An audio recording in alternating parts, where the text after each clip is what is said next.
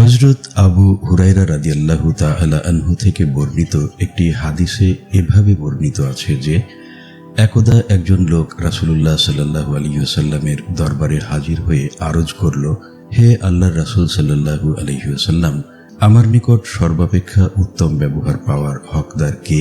তিনি বললেন, তোমার মাতা। লোকটি জিজ্ঞাসা করল, তারপর কে? তিনি বললেন, তারপরও তোমার মাতা। লোকটি পুনরায় জিজ্ঞাসা করল, তারপর কে? তিনি বললেন, তোমার মাতা। লোকটি পুনরায় বলল, তারপর কে? তিনি বললেন, তারপর তোমার পিতা। বঙ্গানুবাদ Bukhari Sharif, the Ibn Sina pharmaceutical industries limited, Kitabul Adab, হাদিস নম্বর 3455, পৃষ্ঠা 817 এবং 818। উল্লেখিত হাদিসটি থেকে দেখা যায় যে সন্তানের কাছ থেকে সবচাইতে উত্তম ব্যবহার পাওয়ার হকদার মাতা 3 বার আর পিতা মাত্র 1 বার, অর্থাৎ মাতার দাবি পিতার দাবির 3 গুণ। কিন্তু এ পার্থক্য কেন হয়? আল্লাহর নবী সাল্লাল্লাহু আলাইহি ওয়াসাল্লাম কি এখানে কোনো অবিচারমূলক কথা বলেছেন? এ অনুপাতটি অন্যরূপ নয় কেন? পবিত্র আল কোরআন থেকেই আমরা জানি যে রাসূলুল্লাহ সাল্লাল্লাহু আলাইহি ওয়াসাল্লাম সম্বন্ধে আল্লাহ রাব্বুল আলামিন নিজেই বলেছেন, তিনি নিজ প্রবৃত্তি থেকে কিছু বলেন না। ইহা অর্থাৎ এ কোরআন তো কেবলমাত্র সেই ওহী যা তার প্রতি ওহী করা হয়।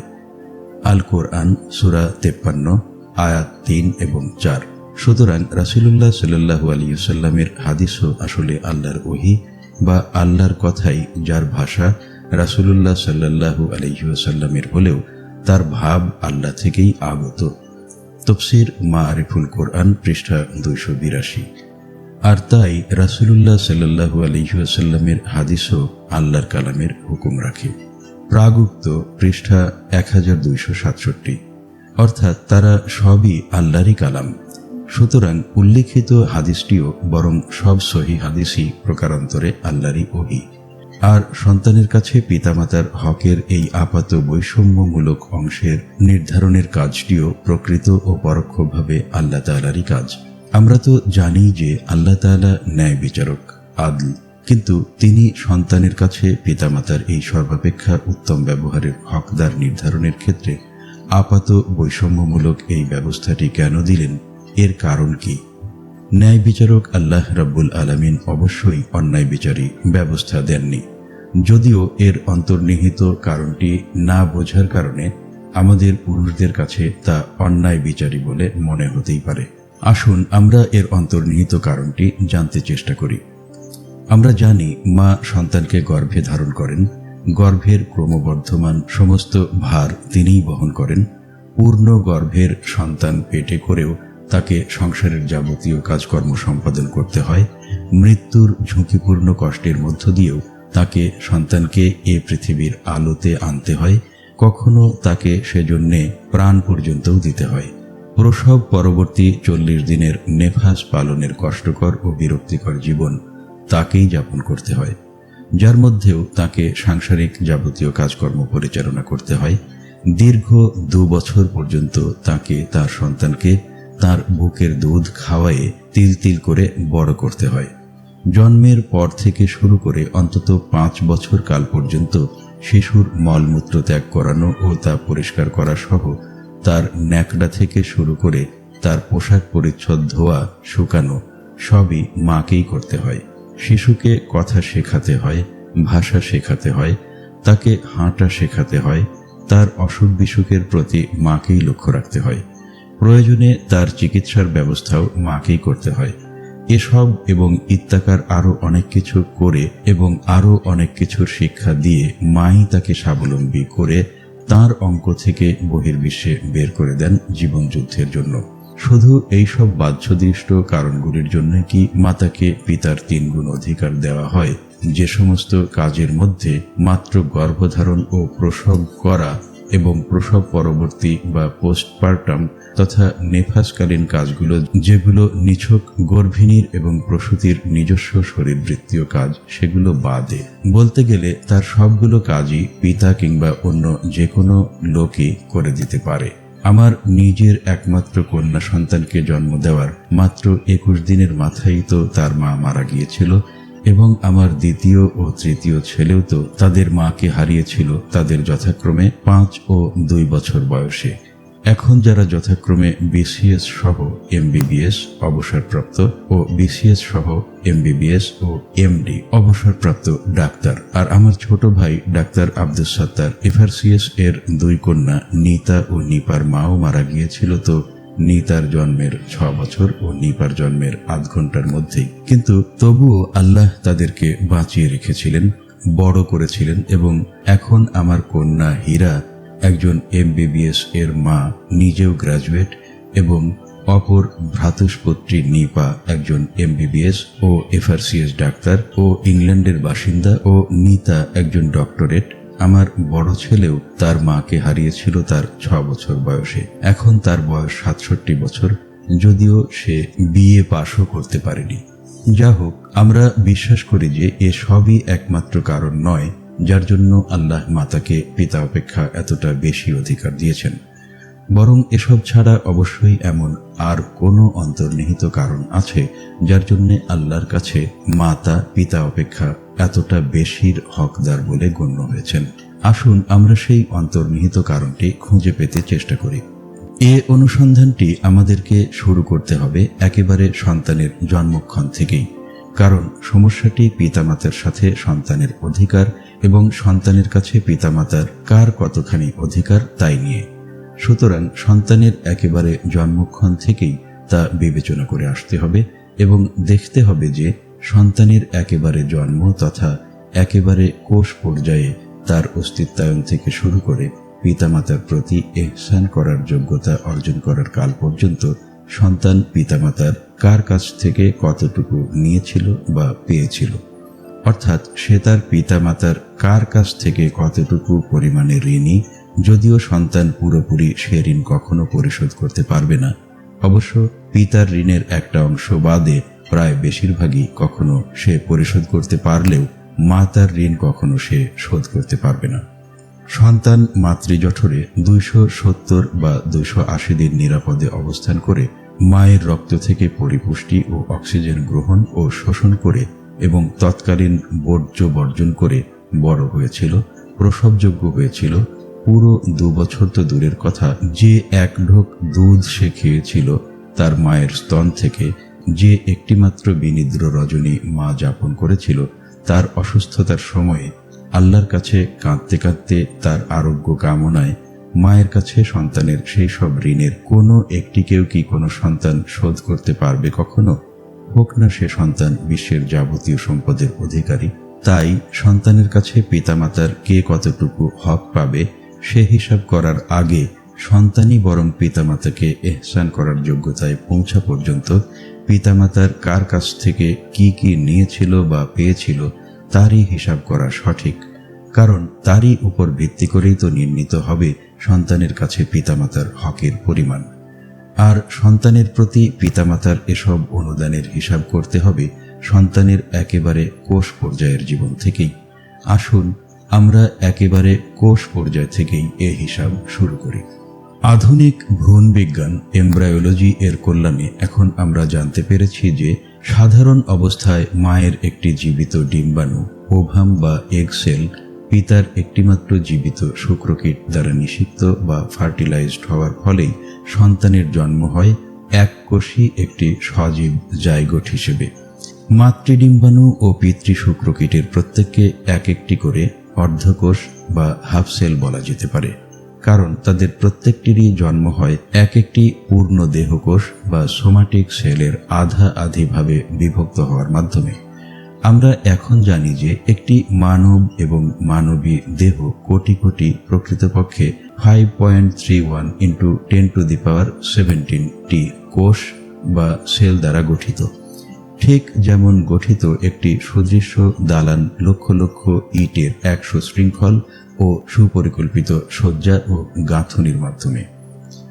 আমরা এও জানি যে মানব এবং মানবী উভয়েরই কোষের মধ্যে অবস্থিত নিউক্লিয়াস বা প্রাণকেন্দ্রের মধ্যস্থ ক্রোমোজোম, যারাই বংশগতির বাহক, এর সংখ্যা হচ্ছে 46টি করে, যাদের মধ্যেকার 44টি অর্থাৎ 22 জোড়া এক প্রকৃতির, পুরুষ রমণী উভয়ের ক্ষেত্রেই, অবশ্য এক জোড়া বা দুইটি আছে ভিন্ন প্রকৃতির এবং তারা নিজেদের মধ্যেও ভিন্ন। প্রথমোক্ত 22 জোড়াকে বলা হয় অটোজোম, আর বাকি দুইটিকে বলা হয় যৌন ক্রোমোজোম বা সেক্স ক্রোমোজোম, কারণ তাদের দ্বারাই নির্ধারিত হয় মানব মানবীর যৌন প্রকৃতি, পুরুষ অথবা নারী।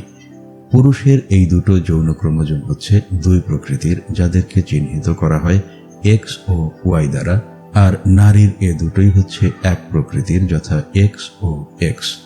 অর্থাৎ পুরুষের দেহকোষের ক্রোমোজোম বিন্যাস হচ্ছে 22 জোড়া অটোজোম ও এক জোড়া এক্স ওয়াই যৌন ক্রোমোজোম, সংক্ষেপে 22 জোড়া প্লাস এক্স ওয়াই। আর নারীর দেহকোষের ক্রোমোজোম বিন্যাস হচ্ছে 22 জোড়া অটোজোম ও এক জোড়া এক্স এক্স যৌন ক্রোমোজোম, সংক্ষেপে 22 জোড়া প্লাস এক্স এক্স। নারীর দেহে ওয়াই যৌন ক্রোমোজোম অনুপস্থিত তথা নাই।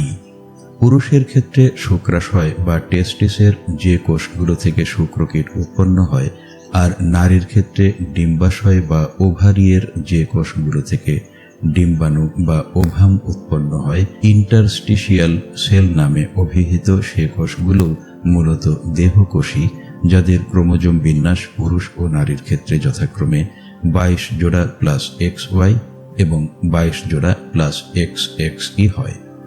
আমরা জানি দৈহিক বৃদ্ধির সময় একটি দেহকোষ বিভাজিত হয়ে যখন দুইটি দেহকোষ উৎপন্ন হয়, তখন যে পদ্ধতির কোষ বিভাজন হয় তাকে মাইটোসিস পদ্ধতির কোষ বিভাজন বলে। এতে নিউক্লিয়াস সহ সমস্ত কোষই তো বিভাজিত হয়ে যায়, ক্রোমোজোমগুলো পর্যন্ত দ্বিগুণিত হয়ে যায়। অর্থাৎ এতে 46টি ক্রোমোজোমের প্রত্যেকটি ক্রোমোজোম দ্বিগুণিত হয়ে 92টি হয়। ইতিমধ্যে নিউক্লিয়াস এবং সমগ্র কোষটিও বিভক্ত হয়ে দুটো কোষে পরিণত হয়, যদিও তারা তখনও সেই সাবেক কোষ পর্দা দিয়েই ঘেরা থাকে এবং সাবেক কোষটির মাঝখানটা ডাম্বেলের মতো সরু হয়ে আসে। ইতিমধ্যে নিউক্লিয়াসও বিভক্ত হয়ে দুটো হয় এবং এক একটা সাবেক কোষের দুই মেরুতে চলে যায় এবং আগের উৎপন্ন 92টি ক্রোমোজোমের অর্ধেক অর্থাৎ 46টি করে মাঝখানে আরও সরু হয়ে আসা সাবেক কোষটির দুই মেরুতে চলে যাওয়া দুটো অপত্য নিউক্লিয়াসের অন্তর্ভুক্ত হয়ে যায়। এভাবে উপাদানগুলোর বিভাগ সম্পূর্ণ হয়ে গেলে একসময় সাবেক কোষটির মাঝখানটা আরও সরু হতে হতে একেবারে বিচ্ছিন্ন হয়ে যায় ও এমন দুটো পূর্ণাঙ্গ অপত্য কোষের সৃষ্টি হয়, যাদের প্রত্যেকের ক্রোমোজোম সংখ্যা ওই 46ই হয়। উল্লেখযোগ্য যে সমগ্র জীবজগতেই ক্রোমোজোম সংখ্যা জোড়, কদাচ বিজোড় নয়। এতে যৌন ক্রোমোজোমগুলোও একইভাবে বিভক্ত হয়, ফলে নারী পুরুষ উভয়েরই যৌন ক্রোমোজোম বিন্যাস অপরিবর্তিত থাকে। দেহের বৃদ্ধির সময়ে দেহকোষ বিভাজনে এরূপ হয়, তবে একটি কোষ বিভক্ত হয়ে দুটো হওয়ার পরও তারা সাবেক কোষ পর্দা দিয়েই আবৃত থাকে, পরস্পর থেকে বিচ্ছিন্ন হয়ে যায় না, একটি অ্যামিবা বিভক্ত হয়ে দুটো অ্যামিবা হওয়ার মতো করে। আমরা জানি মানুষ একলিঙ্গী প্রাণী, ইহারা পুরুষ নারীতে বিভক্ত এবং তাই ইহাদের প্রজনন একক ও দুই ধরনের পুরুষ ও নারী, এবং তারা দুই ভিন্ন দেহেই অবস্থান করে। পুরুষ প্রজনন একককে বলা হয় শুক্রকীট, যা থাকে পুরুষের শুক্র বা বীর্যের মধ্যেই। মাথা, ঘাড়, ধর ও লেজে বিভক্ত মাছের পোনার ন্যায় ইহারা এক প্রকার কীটই এবং এদের লেজের সাহায্যে এরা সাঁতরিয়ে সামনে চলতে পারে এবং এদের এই চলার গতিবেগ সেকেন্ডে 1 মিলিমিটার। প্রতি সিসি বীর্যে এদের সংখ্যা হচ্ছে 120 মিলিয়ন বা 12 কোটি। Text book of medical physiology, Guyton, সপ্তদশ সংস্করণ, 1986, পৃষ্ঠা 958। আর স্ত্রী প্রজনন একককে বলা হয় ডিম্বাণু, এগ সেল বা ওভাম। শুক্রকীট ও ডিম্বাণুর মিলন দ্বারা এককোষী একটি জাইগোট হিসাবে সন্তানের জন্ম হয়।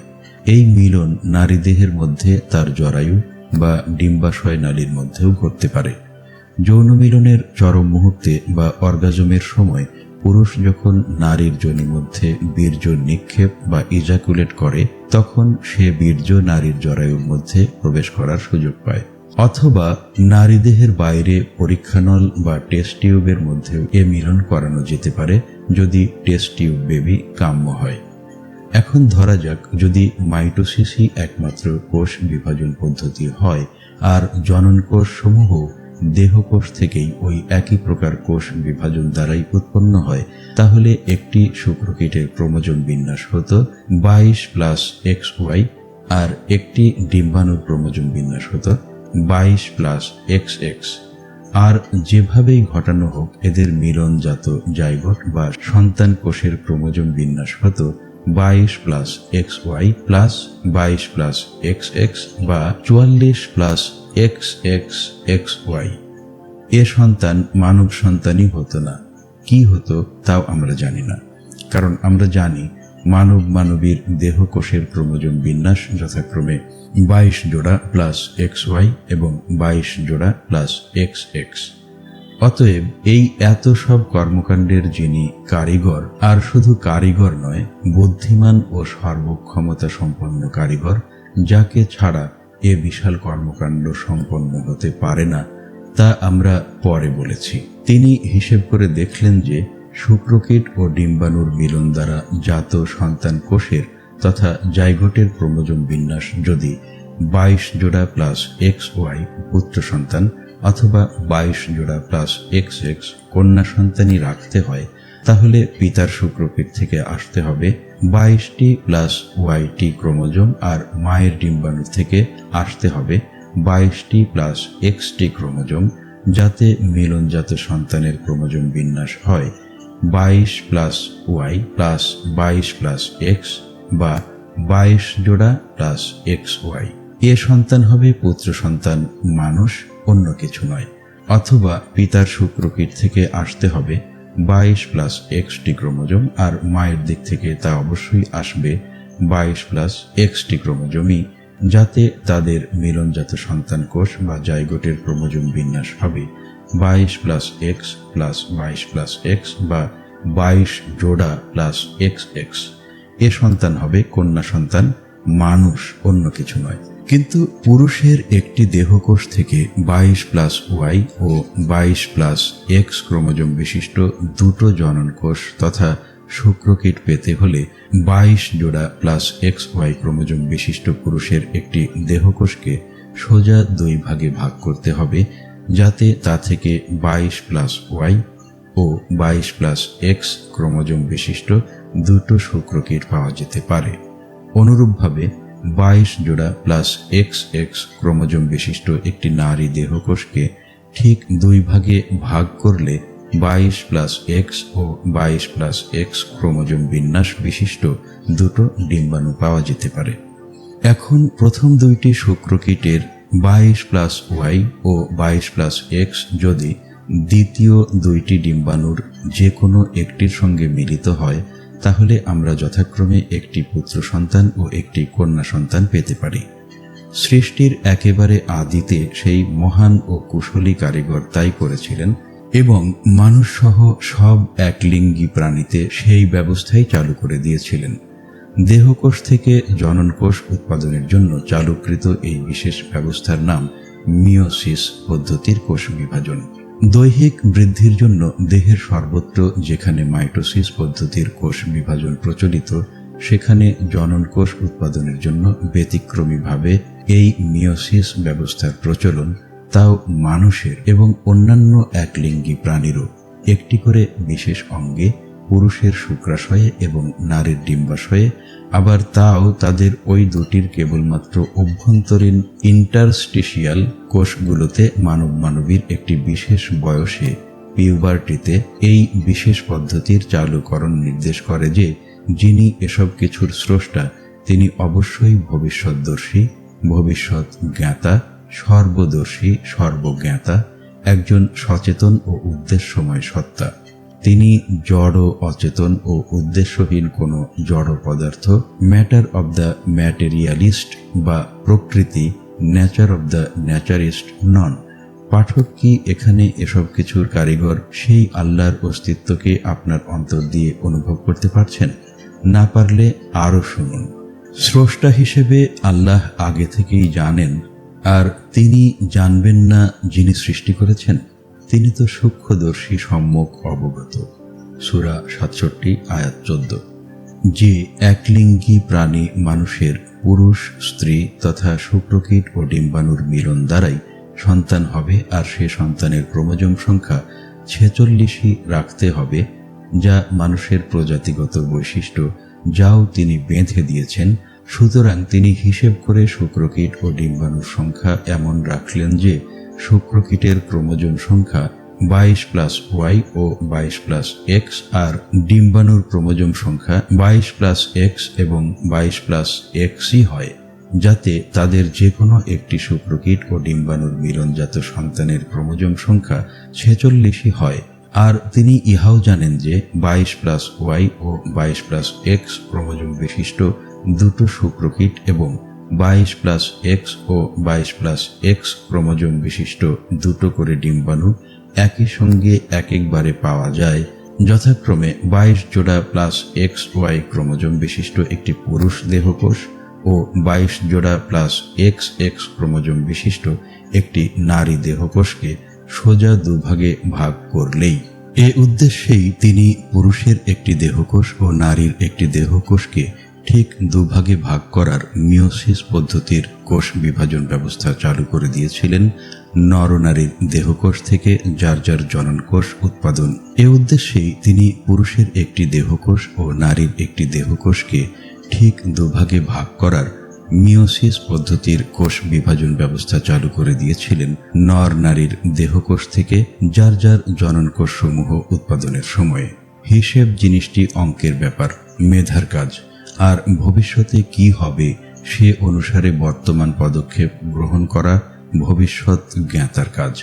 সুতরাং মহান স্রষ্টা ভবিষ্যৎদর্শী, মেধাবী ও হিসেবী, আর তিনি ভবিষ্যতে কি হবে তা জানেন ও সেই অনুসারে বর্তমানের মিওসিস পদক্ষেপটি গ্রহণ করেছেন, যা অন্য কেউ করেনি এবং সংশ্লিষ্ট মানবীয় তা করেনি।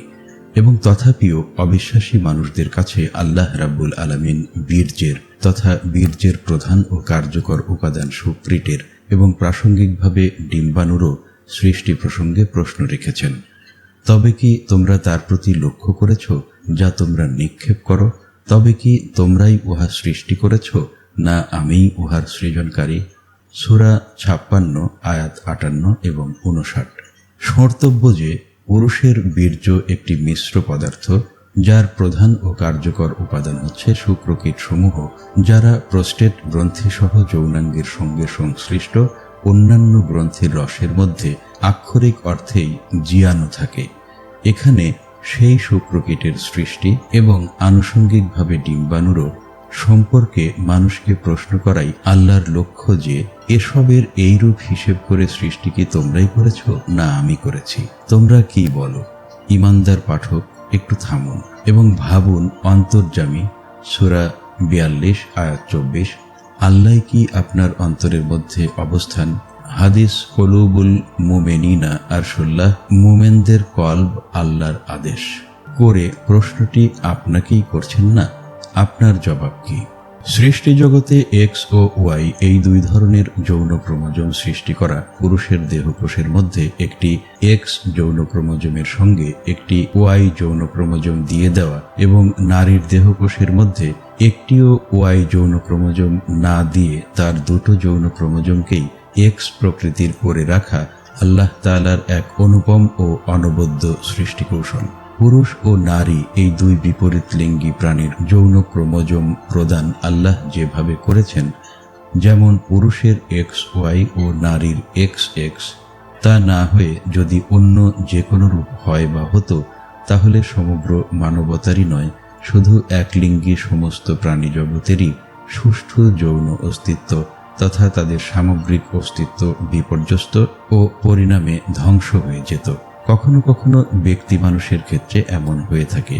ব্যক্তি বিশেষের দেহকোষে এক্স ও ওয়াই যৌন ক্রোমোজোম দ্বয়ের অসাধারণ সংখ্যা এবং অস্বাভাবিকভাবে অবস্থিতি ব্যক্তি বিশেষের যৌন প্রকৃতি বিপর্যস্ত করে ফেলে। অবশ্য যদিও আল্লাহ হয়তো নিজেই এরূপ করেন, মানুষকে তার যা ইচ্ছে তাই করার সূরা 85 আয়াত 16 অসীম ক্ষমতার নজির প্রদর্শনের জন্যই। আল্লাহ ভালো জানেন। হয়তো দেখা যায় যে তার গোঁফ দাড়ি আছে, স্তন বড় নয়, পুরুষের মতো, অথচ অন্যবিধ দৈহিক অঙ্গে ও গঠনে সে নারী। তার মাসিক ঋতুস্রাব হয়, ভবদেশ, যোনিনালী, জরায়ু, ডিম্বাশয় সবই তার আছে, অথচ সে পুরুষ। দ্বিতীয় বিশ্বযুদ্ধে ব্রিটিশ সেনাবাহিনীতে এরূপ জেনারেলও ছিল বলে বইপত্রে দেখেছি, যিনি বা যারা এরূপ ছিলেন, কিন্তু তখন কেউ তা জানেননি, পরে জানা গিয়েছিল। আবার বাহ্যদৃষ্ট দৈহিক গঠনের এমন নারীও আছে বা থাকতে পারে যাদের স্তন বড়, বাহ্যিক স্ত্রী অঙ্গ নাই, তদস্থলে আছে পুরুষাঙ্গ এবং শুক্রাশয় বিশিষ্ট অন্ডকোষ। আর আছে সুস্পষ্ট যোনিনালী, জরায়ু এবং ডিম্বাশয়, ও তার মাসিক ঋতুস্রাবও হয়, কিন্তু আসলে সে পুরুষ এবং সে অন্য নারীর গর্ভ ঘটাতেও সক্ষম, ইত্যাদি। চিকিৎসা বিজ্ঞানে এদেরকে বলা হয় অ্যানোমেলাস সেক্স বা বিপর্যস্ত যৌন প্রকৃতি। যথাযথ রোগ নির্ণয় বা ডায়াগনোসিস এবং অস্ত্রোপচার ও চিকিৎসার তথা তাদের যৌন ক্রোমোজোম ত্রুটি সংশোধনের পর তাদেরকে স্বাভাবিক করা যায়। পুরুষ দেহকোষের মধ্যে এক্স ও ওয়াই দুই ভিন্ন প্রকারের যৌন ক্রোমোজোম প্রদান আল্লাহ তাআলার অপর একটি অনবদ্য সৃষ্টি কৌশল, যার কারণে তিনি তার সৃষ্টির প্রথম মানব পুরুষ আদমের দেহ থেকে প্রথম মানবী মা হাওয়ার সৃষ্টি সম্ভবত করতে পেরেছিলেন। তিনি অবশ্য পৃথকভাবেও মা হাওয়াকে সৃষ্টি করতে পারতেন বাবা আদমের মতোই, কিন্তু তিনি তা করেননি, বরং বাবা আদমের দেহ থেকেই তাকে সৃষ্টি করেছিলেন, যাতে তাদের এবং তাদের বংশধরদের মধ্যে সেই পারস্পরিক শান্তি প্রদান এবং প্রেম ও সহানুভূতির সৃষ্টি হয়।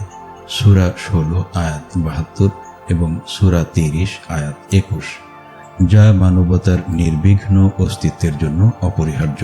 ওয়াই যৌন ক্রোমোজোমটি পুংলিঙ্গ নির্ধারক, যেমন এক্স যৌন ক্রোমোজোমটি স্ত্রীলিঙ্গ নির্ধারণ করে। আল্লাহ প্রথম মানব পুরুষ আদমের দেহ কোষের মধ্যে এক্স ও ওয়াই দুটো যৌন ক্রোমোজোমই দিয়ে দিয়েছিলেন সৃষ্টির সেই আদিতেই। আমরা জানি নারী দেহের দুটো যৌন ক্রোমোজোমই এক্স প্রকৃতির, তার দেহে কোনো ওয়াই যৌন ক্রোমোজোম নাই। আর এটাও আল্লাহর এক অপূর্ব সৃষ্টি কৌশল যে নারী দেহের দুটো যৌন ক্রোমোজোমই এক্স প্রকৃতির। আর আমরা এও জানি যে পৃথিবীর প্রথম নারী মা হাওয়া আদমের দেহ থেকেই সৃষ্ট। সূরা 7 আয়াত 179 এবং সূরা 39 আয়াত 6 ও অন্যান্য বহু আয়াত। এক্স ওয়াই যৌন ক্রোমোজোম বিশিষ্ট পুরুষ আদম যদি প্রথম মানব না হতো, তাহলে এক্স যৌন ক্রোমোজোম বিশিষ্টা মা হাওয়ার এবং তা থেকে দুনিয়ার সমস্ত নারী এবং পুরুষেরও জন্ম হতো কি করে?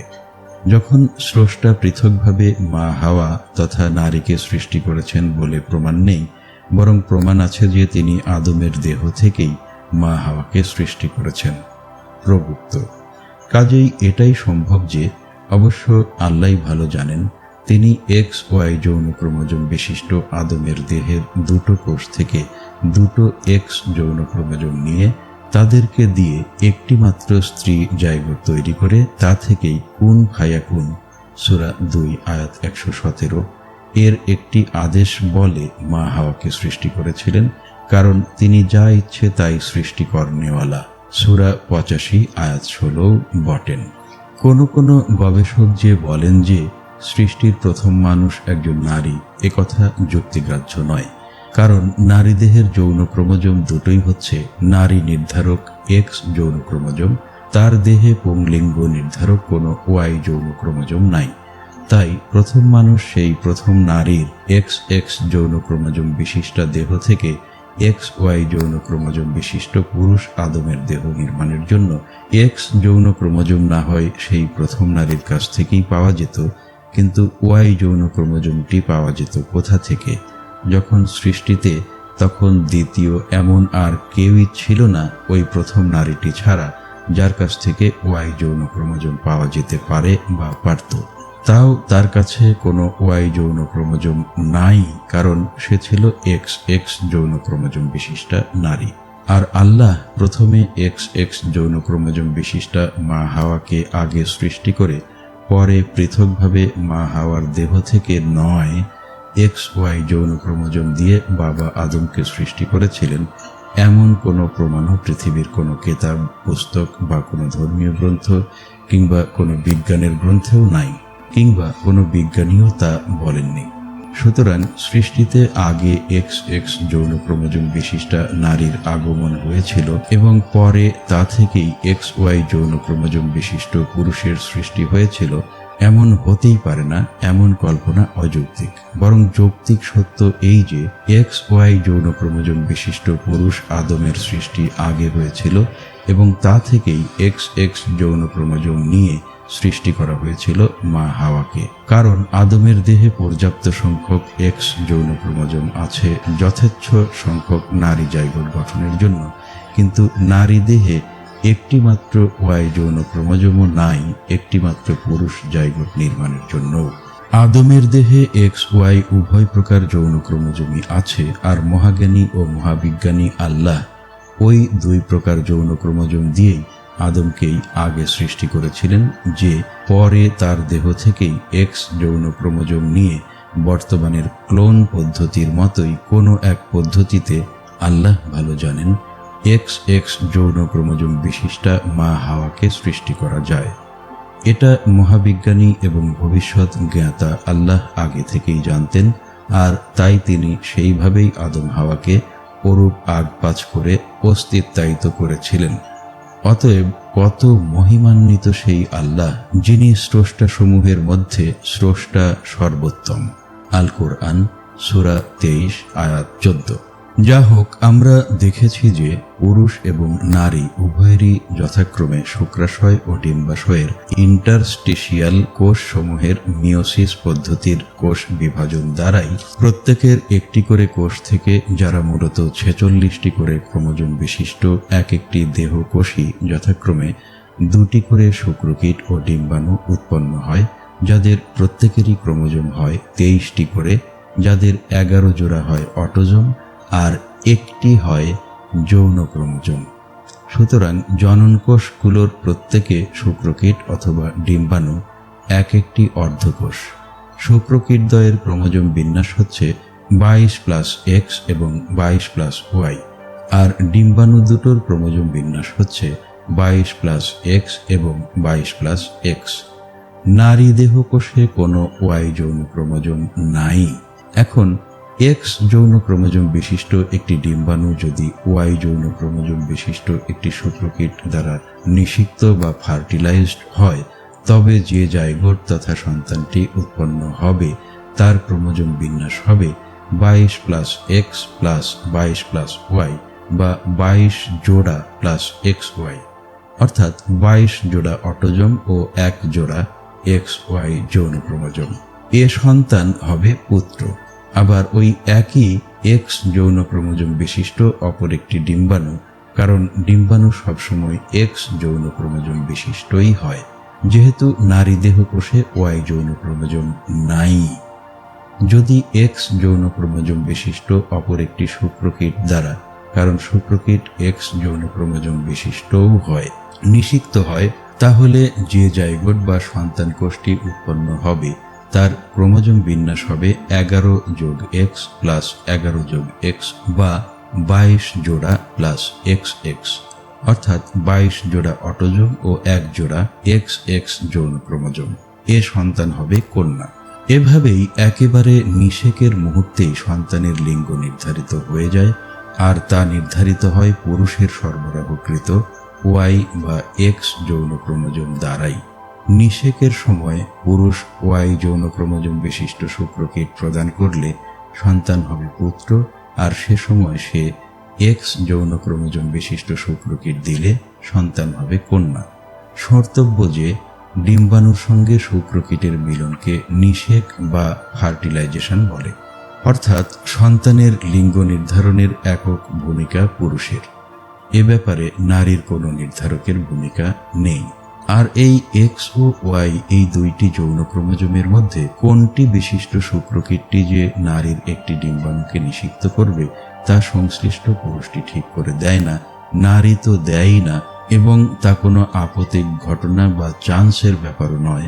কারণ পুরুষ তার একবার সঙ্গমে স্ত্রী যৌনবর্তে যে বীর্য নিক্ষেপ করে তার পরিমাণ 3.5 সিসি, এবং তাতে শুক্রকীট থাকে প্রতি সিসি বীর্যে 12 কোটি হিসাবে মোট 42 কোটি, যার মধ্যে 21 কোটি শুক্রকীট থাকে ওয়াই যৌন ক্রোমোজোম বিশিষ্ট, আর বাকি 21 কোটি এক্স যৌন ক্রোমোজোম বিশিষ্ট, ঠিক সমান সমান। যোনিবর্তে নিক্ষিপ্ত হওয়ার পর মুহূর্ত থেকেই শুক্রকীটদের মধ্যে সাঁতার প্রতিযোগিতা শুরু হয় যে কে আগে সাঁতরিয়ে গিয়ে নারী ডিম্বাশয় নালী দিয়ে গড়িয়ে গড়িয়ে আসা, দৌড়ে দৌড়ে আসা নয়, কারণ ডিম্বাণুর নিজস্ব দৌড় ক্ষমতা নেই শুক্রকীটদের মতো, অথবা জরায়ুতে অপেক্ষমান জীবিত ডিম্বাণুর কোষ পর্দা ভেদ করে তার মধ্যে প্রবেশ করবে, কারণ যে সর্বাগ্রে ডিম্বাণুর মধ্যে প্রবেশ করবে সেই জিতে যাবে। কারণ একটি শুক্রকীট ডিম্বাণুর মধ্যে প্রবেশ করা মাত্র ডিম্বাণুর পর্দাটি সাধারণ অবস্থায় অবশিষ্ট 41,99,99,999টি শুক্রকীটের প্রত্যেকটির কাছে অভেদ্য হয়ে যাবে। তাদের কেউ আর তার ভিতরে প্রবেশ করতে পারবে না, বাইরে পড়ে মরে যাবে। কাজেই জেতাটাই তাদের লক্ষ্য, অন্যথায় ব্যর্থতা ও মৃত্যু। কিন্তু ভবিষ্যতে সংঘটিতব্য এইসব ঘটনার কথা এই শুক্রকীটেরা জানল কি করে? তারা তো ভবিষ্যৎ জ্ঞাতা অন্তর্যামী নয়। তাহলে কে তাদেরকে তা পূর্বাহ্নেই জানিয়ে দিয়েছিল, যে জন্যে তারা স্খলিত হওয়ার সঙ্গে সঙ্গে ওভাবে সাঁতার প্রতিযোগিতা শুরু করে প্রতি সেকেন্ডে 1 মিলিমিটার বেগে? পাঠক, মহাকুশলী ও মহাবিজ্ঞানী আল্লাহ রাব্বুল আলামিন কি এখানে আপনার একেবারে বলা যায় চাক্ষুষভাবে প্রত্যক্ষ গোচরীভূত হন না? আপনার জবাব কি? যা হোক, বলছিলাম শুক্রকীটদের মধ্যেকার সাঁতার প্রতিযোগিতার, এবং তাতে মাত্র একটির জেতার কথা।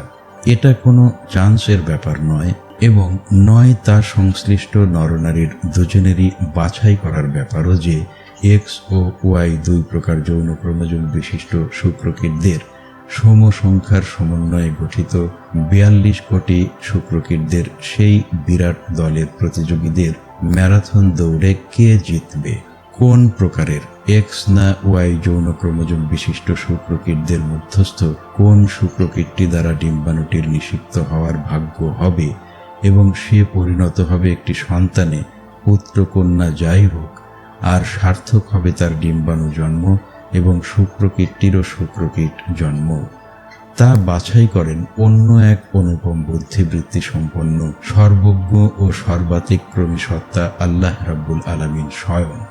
যেমন আল্লাহ বলেন, তিনি যাকে ইচ্ছা কন্যা সন্তান দান করেন এবং যাকে ইচ্ছা পুত্র সন্তান দান করেন। সূরা 42 আয়াত 49। এবং সেই অনুসারে এক্স বা ওয়াই যৌন ক্রোমোজোম বিশিষ্ট শুক্রকীট বাছাই করেন ডিম্বাণুকে নিষিক্ত করার জন্য। পাঠক, এখানেও কি তিনি আপনার একেবারে প্রত্যক্ষ গোচরীভূত নন? অন্ধ পাঠক ভাই বা বোন, আপনার দৃষ্টি আর কবে খুলবে? আপনার সে দৃষ্টি অতিশয় তীক্ষ্ণ হওয়ার দিন। সূরা 50 আয়াত 22। আসার আগে আল্লাহ বলেন, আসমান সমূহে ও জমিনে এমন কত কত নিদর্শন আছে যা তাদের সামনে দিয়ে অতিক্রম করে যাচ্ছে, অথচ তারা রয়েছে সেসব থেকে সম্পূর্ণ গাফেল, অমনোযোগী। সূরা 12 আয়াত 105। আল্লাহ আরও বলেন, আর তাদের রবের নির্দেশনাবলীর মধ্যেকার এমন কোনো নিদর্শনই তাদের কাছে আসে না যা থেকে তারা মুখ ফিরিয়ে না নেয়। সূরা 36 আয়াত 46। এগুলোই আল্লাহর অস্তিত্ব, তার ওয়াহদানিয়াত ও তার অনুপম সর্বশক্তিমানত্ব ও তার কুদরতের সুস্পষ্ট নিদর্শন সমূহের অন্যতম, যা আপনার নিজের তথা আমাদের সকল মানুষের মধ্যেই আছে, যার কথা আপনাকে এবং আমাদের সকলকেই মনে করিয়ে দেওয়ার জন্য আল্লাহ বলেছেন পবিত্র আল কোরআনের আরও সূরা 41 আয়াত 53, সূরা 45 আয়াত 4, সূরা 51 আয়াত 20 এবং 21 ও 80 নম্বর সূরার 18, 19 এবং 20 নম্বর আয়াতসমূহে। ভাই অথবা বোন, উঠুন, ডিম্বাণু শুক্রাণুর সৃষ্টি এবং তাদের মিলনের এই ছোট্ট ব্যাপারটি নিয়ে একটু ভাবুন। এটাও একটি নিদর্শন। এর পশ্চাতে একেবারে প্রত্যক্ষভাবে দেখতে পাবেন আল্লাহকে। এরপর দৃষ্টিশক্তি আরও একটু প্রসারিত করলে দেখতে পাবেন স্বামী স্ত্রীর মিলনের পশ্চাতেও এবং এভাবে বিশ্বজাহানের সব কিছুর এবং বাস্তব জগতের একক সব ঘটনার পশ্চাতেই ক্রিয়াশীল মহিমান্বিত সেই আল্লাহ তাআলার ইচ্ছা ও তাঁরই ক্রিয়াশীলতাকে। যেমন পবিত্র আল কোরআন বলেন, তিনি আসমানসমূহ ও জমিনকে অনস্তিত্ব থেকে অস্তিত্বে আনয়নকারী। যখনই তিনি কোনো কিছু করতে ইচ্ছা করেন তখনই তার জন্য সেটিকে বলেন হও, আর তাতেই তা হয়ে যায়। সূরা 2 আয়াত 117। আর তাঁরই সমীপে প্রার্থনা করে আসমানসমূহে ও জমিনে যা আছে তারা সকলেই। প্রতি মুহূর্তে তিনি একটি নতুন বিষয়ে ব্যাপৃত আছেন। সূরা 55 আয়াত 29। সৃষ্টি প্রক্রিয়া স্থবির বা স্ট্যাটিক নয়, গতিশীল, জঙ্গম, ডাইনামিক অর্থাৎ চলমান।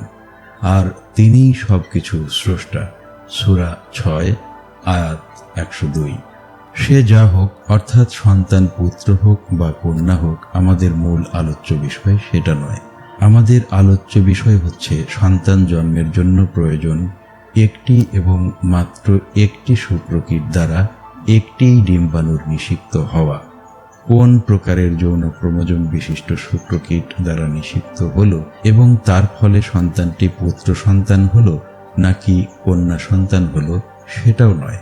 নিষেক ক্রিয়া বা ফার্টিলাইজেশনের মোটামুটি অর্থ ও ঘটনা হচ্ছে ডিম্বাণুর নিউক্লিয়াসের সহিত শুক্রকীটটির নিউক্লিয়াসের মিলন এবং তাদের মিলেমিশে একাকার হয়ে গিয়ে এবং উভয়ের ক্রোমোজোম সমূহের পুনর্বিন্যাস দ্বারা 46 ক্রোমোজোম বিশিষ্ট বা বিশিষ্টা একটিমাত্র কোষ বা সেলে পরিণত হওয়া, যাই কিনা সন্তানের প্রাথমিক দেহ, একটি জাইগোট। ব্যাপারটি আরও একটু বিশ্লেষণ করে বোঝা যাক। একটি ডিম্বাণুকে দেখতে একটি পূর্ণ দেহকোষের মতোই বর্তুলাকার, যার আছে একটি কোষ পর্দায় ঘেরা খানিকটা সাইটোপ্লাজম, আর তার মধ্যে আছে নিউক্লিয়ার মেমব্রেন বা নিউক্লিয়ার পর্দা দিয়ে ঘেরা একটি নিউক্লিয়াস। নিউক্লিয়াসটির মধ্যে আছে নিউক্লিওপ্লাজম নামের খানিকটা জেলির মতো পদার্থ, যার মধ্যে আছে 11 জোড়া অটোজম, যার কথা আমরা আগেই বলেছি, আর আছে একটি এক্স যৌন ক্রোমোজোম। একটি ডিম্বাণু মানবী দেহের অন্যতম বৃহত্তম কোষ, সূত্র ইন্টারনেট, যা খালি চোখে দৃশ্য। আর একটি শুক্রকীট দেখতে একটি কীট বা একটি অতি ক্ষুদ্র মাছের পোনার মতোই, যার আছে একটি মাথা, একটি ঘাড়, একটি ধর বা দেহ ও বেশ বড়সড় একটি লেজ, যা দিয়ে সে মাছের পোনার মতোই বীর্যের তরল বা অর্ধতরল মাধ্যমের মধ্যে সাঁতরিয়ে চলতে পারে প্রতি সেকেন্ডে 1 মিলিমিটার বেগে। লেজটি সমগ্র শুক্রকীটের 9 দশমাংশ। ইহার মাথাটিই ইহার নিউক্লিয়াস, যাতে আছে 11 জোড়া অটোজম ও একটি এক্স অথবা ওয়াই যৌন ক্রোমোজোম। ইহার মাথা বাদে ঘাড়, ধর ও লেজের সবটাই ইহার সাইটোপ্লাজম। মাথা তথা নিউক্লিয়াসটিও সাইটোপ্লাজমের মধ্যে অবস্থিত এবং নিউক্লিয়ার মেমব্রেন দ্বারা আবৃত। ইহার ক্রোমোজোমগুলি ইহার নিউক্লিয়াস তথা মাথার মধ্যেই অবস্থিত থাকে। আয়তনে একটি শুক্রকীট একটি ডিম্বাণুর 40 থেকে 50 ভাগের 1 ভাগ মাত্র। শুক্রকীটটি মানবদেহের ক্ষুদ্রতম কোষ বা খালি চোখে দৃশ্য নয়। শুক্রকীট ও ডিম্বাণুর মধ্যকার এই আকার বৈষম্যের কারণ অজ্ঞাত। শুক্রকীট যখন ডিম্বাণুটিকে নিষিক্ত করে তখন সেই ম্যারাথন দৌড়ে জিতে গিয়ে তার সম্পূর্ণ মাথাটি সে ডিম্বাণুর পর্দা ভেদ করে ডিম্বাণুর মধ্যে প্রবেশ করিয়ে দেয় ও ডিম্বাণুটি তাকে গ্রহণ করে, আর সঙ্গে সঙ্গেই ডিম্বাণুর সমস্ত পর্দাটি আর সমস্ত শুক্রকীটের সম্মুখে অভেদ্য হয়ে যায় ও তারা মরে যায়। অতঃপর মাথা প্রবেশ করিয়ে দেওয়া শুক্রকীটটির ঘাড়, ধর ও লেজ খসে অবশিষ্ট সমস্ত মৃত শুক্রকীটের সঙ্গে ডিম্বাণুর বাইরে পড়ে যায় ও পরে দেহ থেকে বের হয়ে যায়। নিষেককারী শুক্রকীটের মাথাটি ডিম্বাণুর মধ্যে প্রবেশ করার সঙ্গে সঙ্গে প্রবেশের স্থান মেরামত হয়ে যাওয়া সহ অক্ষত অবশিষ্ট সমগ্র ডিম্বাণু পর্দাটি কেন হঠাৎ করে আর সব শুক্রকীটের সামনে অমন অভেদ্য হয়ে গেল? একটি যুবতীর একটি যুবকের সাথে বিয়ে হয়ে যাওয়ার পর তার কাছে পৃথিবীর আর সমস্ত যুবকের হারাম বা নিষিদ্ধ হয়ে যাওয়ার মতোই। সে কি করে জানল যে এখন তাকে অভেদ্যই হয়ে যেতে হবে, নতুবা আরো সমগ্র 1 + 42 কোটি শুক্রকীটই তার মধ্যে প্রবেশ করে এক নারীর জন্য হাজারটা পুরুষের কাড়াকাড়ির মতো একটা ভয়ঙ্কর বিপর্যয় সৃষ্টি করবে। সন্তানের আর জন্মই হবে না, তার ডিম্বাণু জন্মই ব্যর্থ হবে, ব্যর্থ হবে সমস্ত শুক্রকীটদের শুক্রকীট জন্ম। কিন্তু সাধারণ অবস্থায় বাস্তবে এসব কিছুই ঘটে না। এত সহজ ও স্বাভাবিকভাবে মাতৃজঠর মধ্যে সবকিছু ঘটে যায় যে স্বয়ং মাও তা টেরও পায় না। কে সে কারিগর যে অদৃশ্য থেকে মাতৃজঠরের মধ্যে এই সব ঘটনা ঘটায়? আল্লাহ রাব্বুল আলামিনের কুশলী হাতের কারুকার্য সহ স্বয়ং তাকেই কি স্থলে প্রত্যক্ষ গোচর করতে পারেন না? হে সুপ্রিয় পাঠক ভাই ও বোনেরা, কর্তা ছাড়া কি কোনো কর্ম হয়? এমনি এমনি এসব হয় না, এর একজন কর্তা অবশ্যই আছেন। এখন কি বলতে পারবেন সে কে? নাকি এখনো বলবেন যে এসব এমনি এমনিই হয়? দম্ভ ছাড়ুন আর পথে আসুন এবং সর্বশক্তিমান আল্লাহকে স্বীকার করুন ও পড়ুন লা ইলাহা ইল্লাল্লাহু মুহাম্মাদুর রাসূলুল্লাহ সাল্লাল্লাহু আলাইহি ওয়াসাল্লাম।